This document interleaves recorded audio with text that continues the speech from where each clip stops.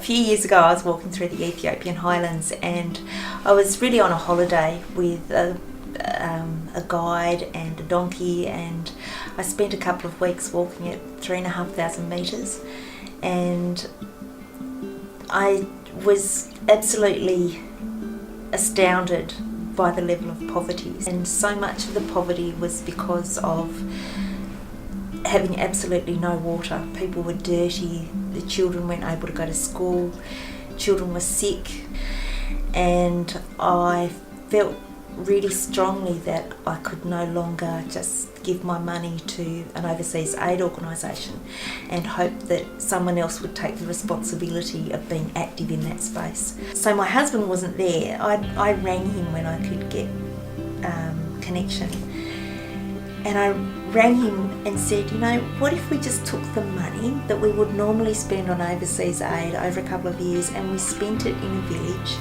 and we really saw what they wanted. We asked them, and I think it's going to be water, but what if we asked them and we spent it, and what if someone's life got better?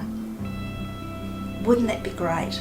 And wouldn't that be great to show someone on the side of a mountain at 3,500 metres above sea level in this really cold, forbidding place, that someone in a country that they'll never go to actually cares about them.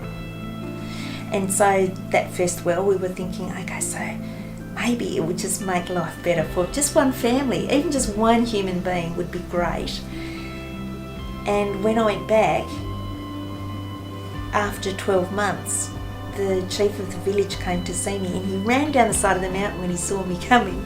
He ran down the side of the mountain and he put his hand out, because it wouldn't be culturally okay to give me a hug. So he put his hand out and he said, welcome, you're back. And I have never seen the village so happy. And it changed a whole village. And then I say, look, it'll be done in 6 to 8 weeks. So maybe, there's going to be workmen here, the contractors will be here, they're going to be employ some of them in the village. And so, sorry, just 6 to 8 weeks. And when they find out that it's such a short time, like the relief on their face, you could just reach out and touch it, it's amazing.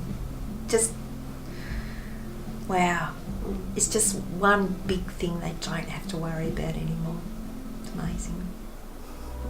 It's not very much to ask if one of the things that can give you a really much better life is to have clean water, because as soon as you have clean water, you can go to school.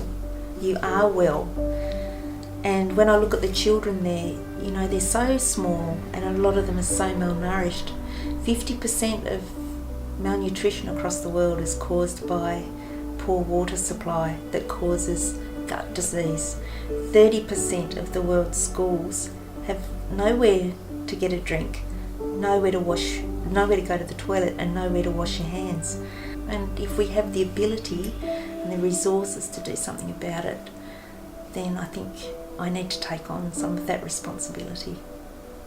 And I need to show my children and my grandchildren, and to give them a choice about how a woman can be, and also about when we see what our world is like, when we see how we sit in that world, where our wealth, for example, places us amongst the people of the world, then what are we going to do with that knowledge?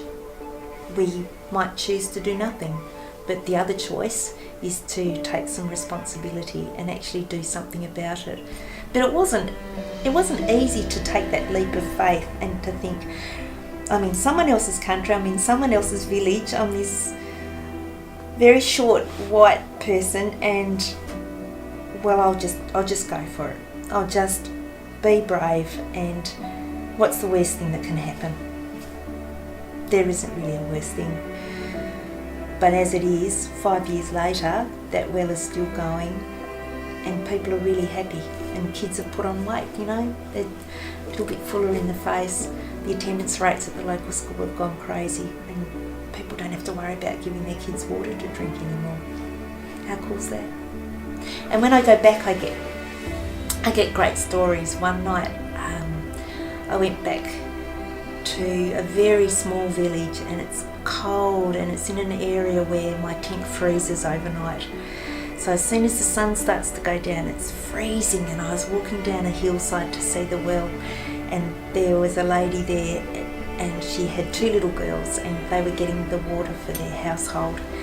And she walked up to me and she put her arms around me and she said, you know, I just can't thank you enough, and everything's clean now. My clothes are a different colour when I wash them, and this water's so nice to drink, and it's so nice to cook with.